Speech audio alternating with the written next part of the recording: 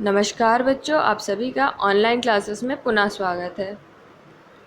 बच्चों, आपकी पिछली कक्षा में हमने आपके पाठ्य पुस्तक वसंत भाग 1 के 5वें पाठ अक्षरों का महत्व पढ़ा था।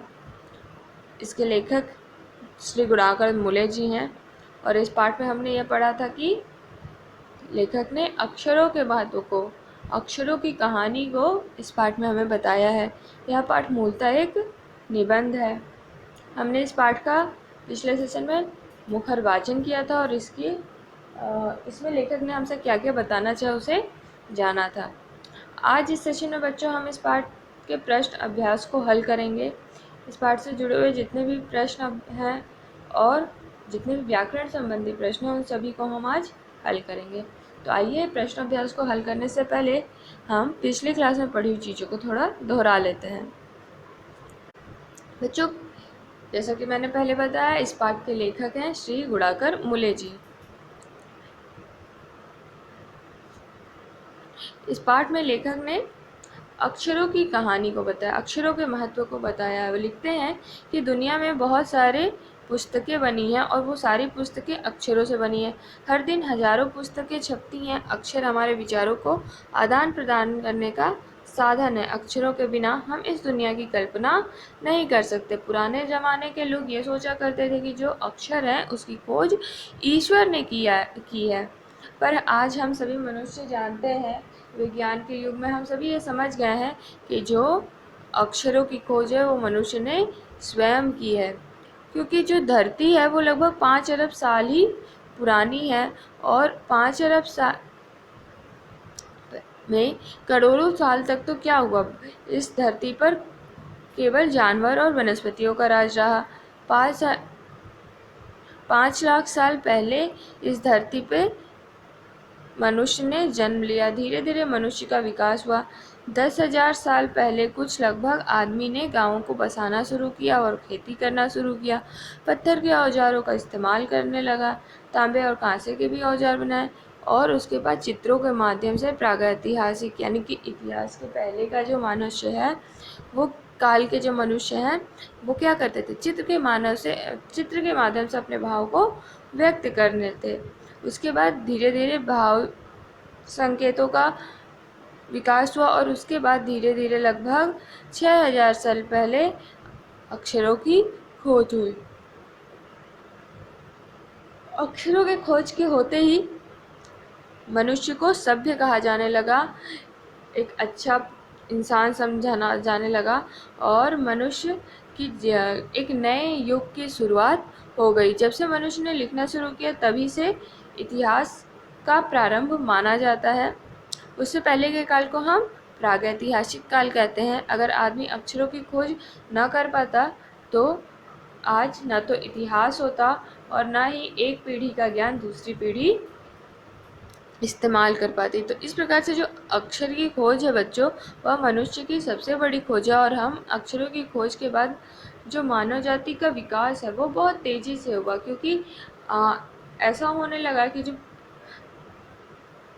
लोग हैं वो अपनी बातें लिख कर रखने लगे और जब वो लिख कर चीज़ों को रखते थे तो वो काफ़ी लंबे समय तक वो टिकता था और उसका इस्तेमाल उसके आने वाली पीढ़ी भी करते हैं। जैसे आज भी हम लोग इतिहास पढ़ते हैं, वेद पढ़ते हैं, तरह तरह की पांडुलिपियाँ पढ़ते हैं, उपनिषद पढ़ते हैं, तो ये सारे बच्चों कहीं ना कहीं उसी इतिहास का ही हमारे हिस्सा है।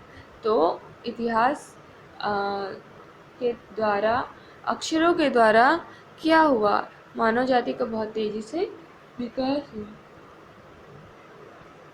इसलिए लेखक हम लोगों को अंत में बताते हैं और कहते हैं कि हमें अवश्य हम जो भी भाषा बोलते हैं और जिस भी लिपि में लिखते हैं उसके जो अक्षर हैं उस सब के बारे में हमें जानकारी इकट्ठी करनी चाहिए। हमें ये जानना चाहिए कि वो उसकी खोज कैसे हुई और कहाँ हुई। तो मुझे उम्मीद है बच्चों आपको पाठ समझ में आ गया है। आइए इस पाठ से संबंधित प्रश्नों को हल करते हैं। बच्चों, इस पाठ के प्रश्न अभ्यास का पहला खंड है निबंध से। आपसे निबंध से जो आपने पाठ पढ़ा उससे कुछ प्रश्न पूछे गए हैं। पहला प्रश्न है कि पाठ में ऐसा क्यों कहा गया है कि अक्षरों के साथ एक नए युग की शुरुआत हुई। तो अक्षरों के साथ एक नए युग की शुरुआत इसलिए हुई क्योंकि इसके बाद ही मनुष्य अपने विचारों को क्या करने लगा, लिख कर रखने लगा। उस अपने जीवन के विवरणों को, अपने जीवन के अनुभवों को क्या करने लगा, लिख कर रखने लगा। और जब मनुष्य सारी चीज़ों को लिख कर रखने लगा, अपने हिसाब किताब करने लगा, तो मनुष्य को सभ्य कहा जाने लगा, एक शिक्षित व्यक्ति, अच्छा व्यक्ति कहा जाने लगा। और एक पीढ़ी का ज्ञान इससे क्या हुआ, दूसरे पीढ़ी को पहुंचने लगा। यानी एक पीढ़ी के जो जीवन अनुभव हैं उसका इस्तेमाल, उस ज्ञान का इस्तेमाल दूसरी पीढ़ी, आने वाली पीढ़ी करने लगी। और इससे क्या हुआ, मनुष्य का बहुत अधिक विकास हुआ। तो इसीलिए इस पाठ में ऐसा कहा गया है कि अक्षरों के साथ एक नए युग की शुरुआत होती है। उसके बाद बच्चों आपका अगला प्रश्न है कि अक्षरों की खोज का सिलसिला कब और कैसे शुरू हुआ। पाठ पढ़कर उत्तर लिखो। तो आप सभी ने पाठ में पढ़ा कि अक्षरों की खोज का सिलसिला लगभग 6000 साल पहले ही प्रारंभ हुआ है, क्योंकि 5 अरब साल पहले तो ये धरती अस्तित्व में आई और उसके बाद करोड़ों वर्षों तक इस पर केवल वनस्पतियों और जानवरों का राज रहा। केवल 10,000 साल पहले मनुष्य ने इस धरती पे जन्म लिया, उसका विकास हुआ धीरे धीरे। और फिर 6000 साल पहले क्या हुआ, 6000 साल पहले मनुष्यों ने अक्षरों की खोज की। इसके बाद बच्चों अक्षरों की खोज करने से पहले मनुष्य क्या करता था, पहले चित्र बनाकर अपने विचारों को आदान प्रदान करता था, उसके बाद भाव संकेतों का प्रयोग करता था, और फिर कहीं जाकर 6000 साल पहले धीरे धीरे अक्षरों का विकास प्रारंभ हुआ। तो इस प्रकार से हमने यह समझा कि अक्षरों की खोज किस क्रम में शुरू होती है। अगला प्रश्न बच्चों की अक्षरों के ज्ञान से पहले मनुष्य अपनी बात दूर दराज के इलाकों तक पहुंचाने के लिए किन किन माध्यमों का सहारा लेता था। तो आप सभी को पता है कि अक्षरों की खोज के पहले मनुष्य क्या करता था, चित्र संकेत और भाव संकेतों का सहारा लेता था अपने विचारों को व्यक्त करने के लिए। तो अपनी बातों को दूर दराज के इलाकों में पहुंचाने के लिए भी मनुष्य क्या करता रहा होगा, चित्र संकेत और भाव संकेतों का ही सहारा लेता था। चित्र संकेत और भाव संकेतों के द्वारा ही मनुष्य अपने विचारों को दूर दराज के इलाकों में भेजा करता था। बच्चों अब आपके इस पाठ का अगला खंड है प्रश्न अभ्यास का भाषा की बात। भाषा की बात में पहला प्रश्न है कि अनादि काल में रेखांकित शब्द का अर्थ जिसकी कोई शुरुआत या आदि ना हो। यह शब्द मूल शब्द के शुरू में कुछ जुड़ने से बना है, इसे उपसर्ग कहते हैं। इन उपसर्गों को अलग करके मूल शब्दों को लिखकर उनका अर्थ समझो। तो बच्चों यहाँ पे कह रहा है कि अनादिकाल रेखांकित शब्द है। रेखांकित शब्द क्या है, अनादि, अनादि। तो इसमें कह रहा है कि अनादि का अर्थ होता है जिसकी कोई शुरुआत या आदि ना हो। अनादि में बच्चों अन उपसर्ग लगा है और आदि मूल शब्द है। आदि का मतलब होता है प्रारंभ, और अन चूंकि क्या हुआ है, आदि के पहले जुड़ गया है और उसके बाद उसके अर्थ को बदल दे रहा है। क्या कर दे रहा है, अन लग जाने से प्रारंभ, आदि का जो प्रारंभ अर्थ है वो बदल कर क्या हो जा रहा है, अन लग जाने से उसका अर्थ हो जा रहा है कि जिसका कोई प्रारंभ ही ना हो। तो यहाँ पर ये कह रहा है कि जो आदि शब्द है वह मूल शब्द में अनादि शब्द है वो आदि मूल शब्द में, मूल शब्द क्या है, आदि, और आदि में कुछ जुड़ जाने से, कुछ शब्दांश जुड़ जाने से अनादि शब्द बन रहा है। तो जो शब्द किसी भी मूल शब्द के आगे जुड़कर शब्द के अर्थ को बदल देते हैं बच्चों, उसे हम क्या कहते हैं, उसे हम कहते हैं उपसर्ग। जैसे जिस अनादि काल में आदि मूल शब्द है और अन्न आगे जुड़ रहा है, तो उसमें अन्न जो है वो क्या है, वो उपसर्ग है। तो इस प्रकार से हमें कह रहा है कि नीचे कुछ शब्द दिए गए हैं, हमें उसी में उसके उपसर्गों को क्या करना है, अलग कर करके मूल शब्दों को अर्थ सहित लिखना है। तो पहला शब्द दिया है असफल, दूसरा अदृश्य, तीसरा अनुचित, चौथा अनावश्यक, फिर अपरिचित, फिर अनिच्छा, और इतने शब्द ही हैं बच्चों। तो आइए देखते हैं किस शब्द में कौन सा उपसर्ग लगा है। असफल। बच्चों आप सभी को पता है कि सफल यानी कि सफलता प्राप्त करना, किसी चीज़ को अच्छे से हासिल कर लेना सफल होता है। और जब सफल के आगे हम अ उपसर्ग लगा देते हैं, इसमें क्या उपसर्ग लग रहा है बच्चों, अ उपसर्ग लग रहा है। तो वो उसका अर्थ विपरीत हो जाता है, वो सफल का विपरीत अर्थ देने वाला। असफल यानी कि जो सफल ना हुआ। तो इस तरीके से इसमें कौन सा उपसर्ग लगा है? अ उपसर्ग लगा है। इसी प्रकार अदृश्य, दृश्य सभी लोग जानते हैं दृश्य क्या अर्थ होता है, मतलब जो दिखाई देते वाली चीज़ है, देखने वाली, जिससे हम देखते हैं, दृश्य जो है, और उसमें अगर अ लगा दे तो अदृश्य यानी कि जो दिखाई ना दे। तो अ लगाने से क्या हो रहा है? दृश्य का अर्थ ही विपरीत हो जा रहा है, इसीलिए यहाँ पे अ क्या है? उपसर्ग है। दृश्य मूल शब्द है और अ उपसर्ग है। इसी प्रकार अनुचित, सभी को पता है बच्चों, अनुचित यहाँ पे अन उपसर्ग है, और उचित, उचित यानी जो सही हो उसको हम उचित कहते हैं ना, तो उचित के आगे अन उपसर्ग लगकर क्या बन गया है? अनुचित, जो कि क्या दे रहा है? उचित का विपरीत अर्थ दे रहा है। यानी कि उचित का अर्थ होता है सही, तो अनुचित यानी कि गलत। इसी प्रकार अनावश्यक, सभी को पता है अनावश्यक में क्या है? आवश्यक मूल शब्द है। आवश्यक मतलब जो जरूरी है, और उसमें क्या लगा है बच्चों? अन उपसर्ग लगा है, इसलिए वो क्या हो जा रहा है? अनावश्यक यानी कि जो जरूरी नहीं है। तो ये जो अ और अन उपसर्ग है बच्चों, ये कहीं ना कहीं विपरीत अर्थ लगा देते हैं, विपरीत अर्थ का प्रभाव डालते हैं।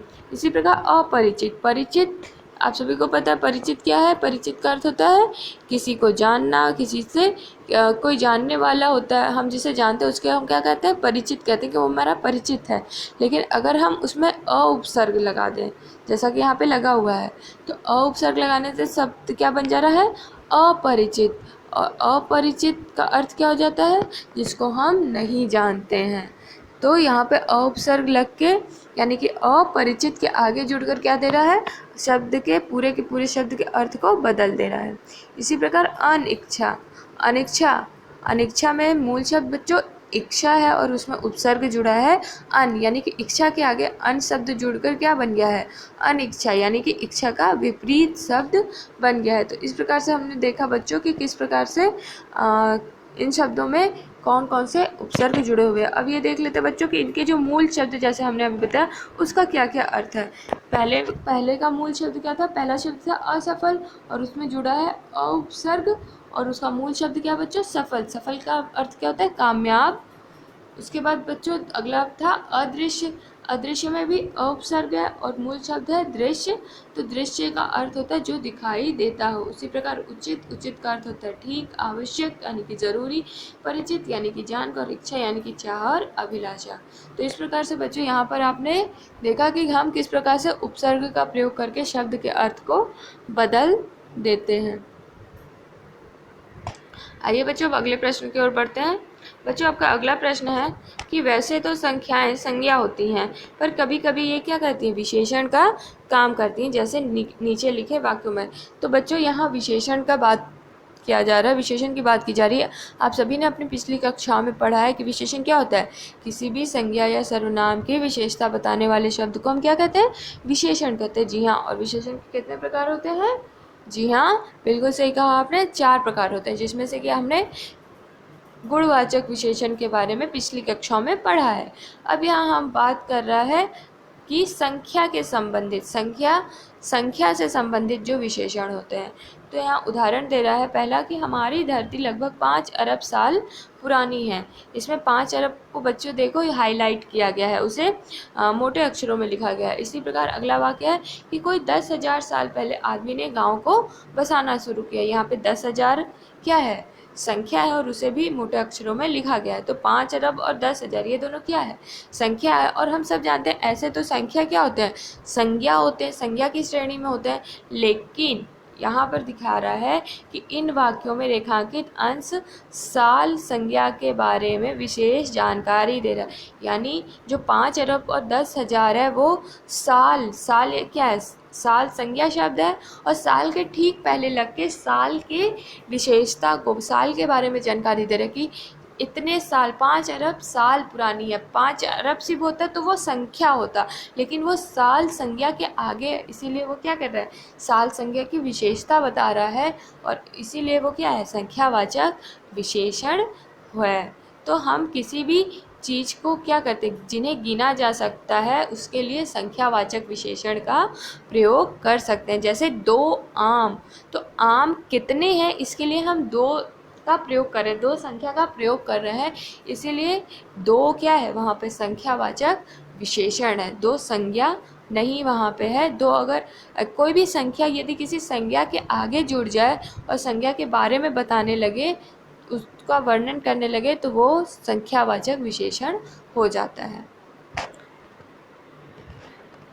जैसे 4 संतरे, 5 बच्चे, 3 सखत, जैसा कि मैंने बच्चों आपको। पर यदि किसी चीज़ को गिना नहीं जा सकता है, अब यहाँ बात करें ऐसी चीज़ें जिसे हम गिन नहीं सकते हैं, तो उसके साथ संख्या वाले शब्दों के अलावा माप तोल का भी शब्द इस्तेमाल किया जाता है। जैसे कि चावल है बच्चों, चावल को हम गिन तो नहीं सकते कि 1 दाना चावल, 2 दाना चावल।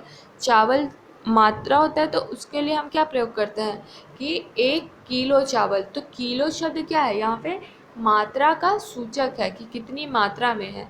तो जो ऐसी चीज़ है जिसको हम गिन नहीं सकते हैं, उसके लिए हम माप तौल के शब्दों का इस्तेमाल करते हैं। जैसे पानी, पानी को हम संख्या में तो नहीं लिख सकते कि 1 पानी, 2 पानी, तो उसके लिए हम माप तौल का प्रयोग करते हैं। 1 लीटर पानी, जो कि पानी का नापने का पैमाना है, या फिर 1 जग पानी, 3 जग पानी।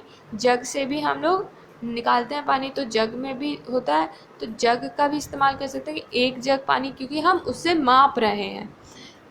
इसी प्रकार 1 किलो चीनी, तो ये जो 1 किलो और 1 जग है, ये क्या है, ये भी एक विशेषण है चीनी और पानी का। और ये क्या कर रहे हैं, इसकी मात्रा को, संज्ञा की मात्रा को बता रहे हैं। और संज्ञा की जब मात्रा को बताने लगे कोई शब्द, तो उसे हम परिमाणवाचक विशेषण कहते हैं। तो ऊपर जो संख्या को बताए वो संख्यावाचक विशेषण, और जो परिमाण को बताए, जो माप तौल को बताए, जो शब्द किसी भी संज्ञा सरना के माप तौल को बताए, वो परिमाणवाचक विशेषण कहलाता है। तो इस प्रकार से अब हम आगे देखेंगे कि किस प्रकार से खाली स्थानों में बॉक्स में दिए गए माप तौल के उचित शब्द छांटकर हमें लिखने हैं। जैसे यहाँ पे कुछ शब्द दिए गए हैं, प्याला, कटोरी, एकड़, मीटर, लीटर, किलो, ट्रक और चम्मच। इन शब्दों को हमें नीचे लिखे वाक्यों में क्या करना है, भरना है, और हमें सही माप तौल के शब्द को छाट संज्ञा के आगे प्रयोग करना है।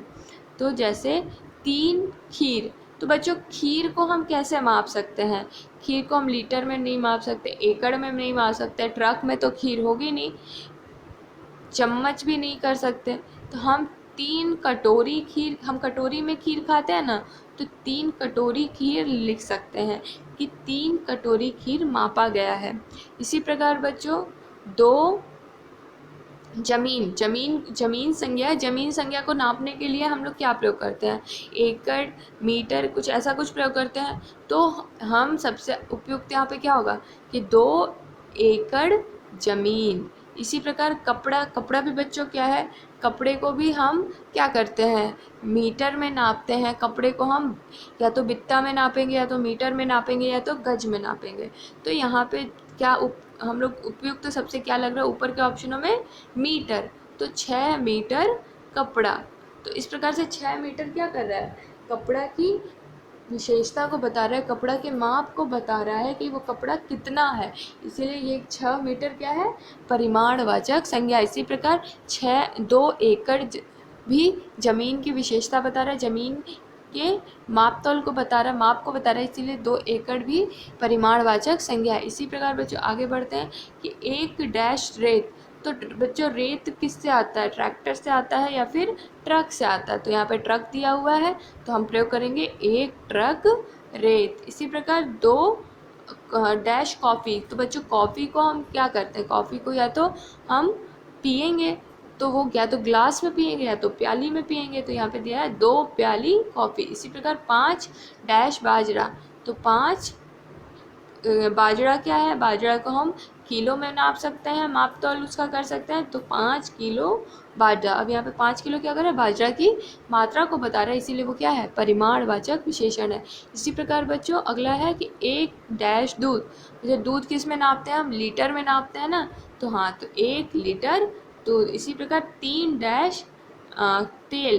तो बच्चों तेल का हम लोग लीटर का भी प्रयोग कर सकते हैं तेल में, लेकिन यहाँ पे समय चम्मच भी है, तो 3 चम्मच तेल, क्योंकि किसी भी चीज़ में हम चम्मच का प्रयोग करते हैं तेल डालने के लिए, तो 3 चम्मच तेल, यानी कि तेल की मात्रा को बता रहा है 3 चम्मच, कि कितनी मात्रा में तेल, 3 चम्मच तेल है, तो 3 चम्मच क्या है, परिमाणवाचक विशेषण है। तो इसी प्रकार बच्चों हमने यहाँ पे आपके इन सारे प्रश्नों को हल कर लिया। आप सभी इन प्रश्न अभ्यास के जितना भी हल करवाया गया उसे अपने कॉपी में नोट कर लें, उसे अच्छे से समझ लें, और अगर कोई समस्या है तो आप कमेंट बॉक्स में लिखकर पूछ सकते हैं।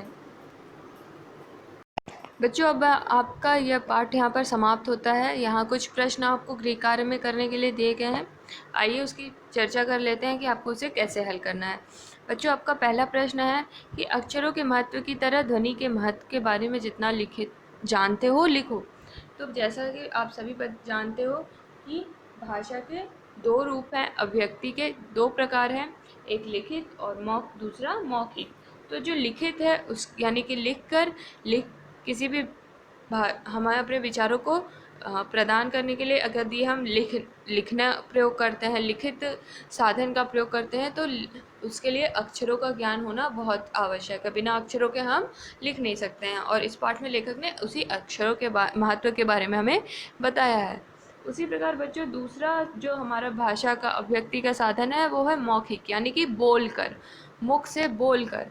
तो मुख से बोलने के लिए सबसे ज़्यादा ज़रूरी क्या है बच्चों, ध्वनि। अभी हम जो बोल रहे हैं वो सब क्या है, ध्वनियों का समूह है।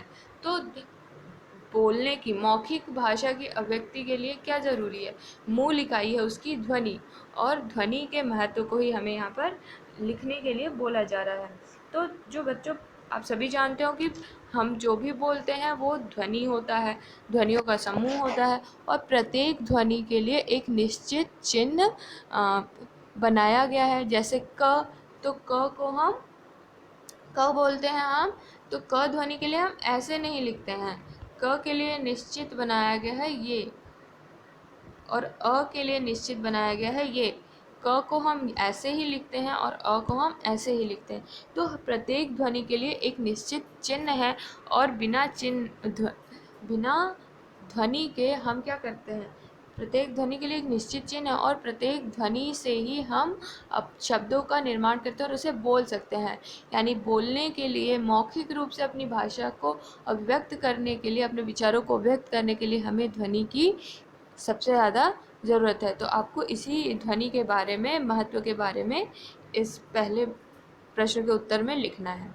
उसी प्रकार बच्चों दूसरा प्रश्न भी इसी से कुछ जुड़ा हुआ है। जैसा कि हमने अभी मौखिक भाषा की बात की, तो यहाँ पे पूछ रहा है कि मौखिक भाषा का हमारे जीवन में क्या महत्व है, इस पर एक अनुच्छेद लिखो। तो जिस प्रकार से भाषा की अभिव्यक्ति में भाषा की अभिव्यक्ति के लिखित रूप का महत्व है, उसी प्रकार भाषा की अभिव्यक्ति का मौखिक रूप भी उतना ही महत्व है बच्चों। क्योंकि जब प्रतिदिन हम अपने विचारों को आदान प्रदान जो करते हैं, अभी हम आपसे बात कर रहे हैं, आपको यदि कोई प्रश्न पूछना हुआ या आपको कुछ बोलना हुआ, तो आप भी अगर हम आमने सामने होते तो हम बोलकर ही, मुख से बोलकर ही प्रश्नों को पूछते। हम हर जगह लिखित का प्रयोग नहीं कर सकते हैं, हमें मौखिक भाषा का भी अपने आम जीवन में, प्रतिदिन के जीवन में हम सबसे अधिक मौखिक भाषा का ही प्रयोग करते हैं। तो मौखिक भाषा का भी हमारे जीवन में बहुत महत्व है। विचारों को लिखकर जो हम अभिव्यक्त करते हैं वो उस औपचारिक रूप है, मतलब वो एक तरीके से हम औपचारिक तरीके से अपने विचारों को अभिव्यक्त करने के लिए हम लिखित तरीके का प्रयोग करते हैं, लिखित भाषा का प्रयोग करते हैं। लेकिन जब हमें अनौपचारिक रूप से अपने विचारों को व्यक्त करना होता है तो उसके लिए हम सदैव मौखिक भाषा का ही प्रयोग करते हैं। हम अपने मन के भावों को भी व्यक्त करने के लिए ज़्यादातर मौखिक भाषा का ही प्रयोग कर सकते हैं। यदि भाषा का मौखिक रूप ना होता तो शायद हम लोग भी क्या होते, पशु की तरह होते, हम लोग भी किसी मूक बधिर की तरह होते जो इशारों में बातें करते, या फिर हर चीज़ को लिख के अपनी भावनाओं को प्रकट करते, और वो बहुत ज़्यादा क्या होता, समय उसमें बहुत ज़्यादा जाता। तो इसीलिए जो मौखिक भाषा है वो भी हमारे जीवन के लिए बहुत आवश्यक है। तो इसमें आपको मौखिक भाषा के महत्व के ऊपर एक अनुच्छेद लिखना है। अगला प्रश्न बच्चों की हर वैज्ञानिक खोज के साथ किसी न किसी वैज्ञानिक का नाम जुड़ा होता है, लेकिन अक्षरों के साथ ऐसा नहीं है, क्यों? पता लगाइए और लिखिए। पता करो और लिखो। तो अक्षरों की खोज धीरे धीरे हुई है। अक्षरों की खोज आप अगर असल शब्दों में कहें तो अक्षरों की खोज नहीं हुई है, अक्षरों का विकास हुआ है। क्योंकि जो मनुष्य है बच्चों, जैसा कि आप सभी पाठ में पढ़े और जानते हो कि मनुष्य ने सबसे पहले क्या किया, चित्रों का प्रयोग किया अपने मन के विचारों को प्रकट करने के लिए। जैसे चिड़िया के बारे में बताना है तो चिड़िया का चित्र दीवार पे बना दिया। इसी प्रकार से तरह तरह के चित्र बनाकर अपने भावों को व्यक्त करता था। उसके बाद धीरे धीरे बच्चों भाव संकेतों का प्रयोग क्या हुआ, भाव संकेतों का प्रयोग शुरू हुआ। तो भाव संकेत में क्या होता था कि एक निश्चित भाव को प्रयोग करने के लिए, एक निश्चित भाव को व्यक्त करने के लिए एक निश्चित संकेत निश्चित कर दिया गया, एक संकेत बना दिया गया कि हाँ, हम इस संकेत से, इस चिन्ह से इसी तरह के भाव को व्यक्त करेंगे। जैसे अगर सूर्य का या फिर सूर्य के साथ साथ तापमान का या फिर ऊष्मा का, अगर गर्मी का अगर प्रयोग करना होता था, गर्मी के बारे में बताना होता था, तो वो लोग क्या करते थे, एक गोल बनाते थे और उसके अगल बगल ऐसे किरणों का प्रयोग करते थे, ऐसी रेखाएं खींच देते थे और इस चिन्ह का प्रयोग वो सूर्य के लिए, फिर उसके बाद धीरे धीरे ऊष्मा के लिए, ताप के लिए इस चिन्ह का प्रयोग करने लगे। तो इस प्रकार से धीरे धीरे भाव संकेतों का विकास हुआ और उसके बाद कहीं जाकर भाव संकेतों से ही धीरे धीरे अक्षरों का विकास हुआ। तो इसीलिए जो प्रत्येक वैज्ञानिक खोज होता है उसमें क्या होता है, एक विशेष आदमी, विशेष मनुष्य, विशेष चीज़ की या विशेष मनुष्यों का समूह एक विशेष चीज़ की खोज करता है। तो इसीलिए वहाँ पे वैज्ञानिकों का नाम जुड़ा होता है। लेकिन भाषा के साथ क्या हुआ है, भाषा का धीरे धीरे विकास हुआ है। भाषा पहले किसी और रूप में थी, उसके बाद उसका रूप धीरे धीरे सुधरता गया है, उसका रूप आगे सुधरता गया है, निखरता गया है और एक निश्चित क्रम में बढ़ता गया है। तो इसीलिए अक्षरों का विकास होता है। उससे कोई एक व्यक्ति नहीं जुड़ा, उससे कई पीढ़ी के व्यक्ति जुड़े हुए हैं, कोई एक इंसान उससे नहीं जुड़ा हुआ है उसके विकास में।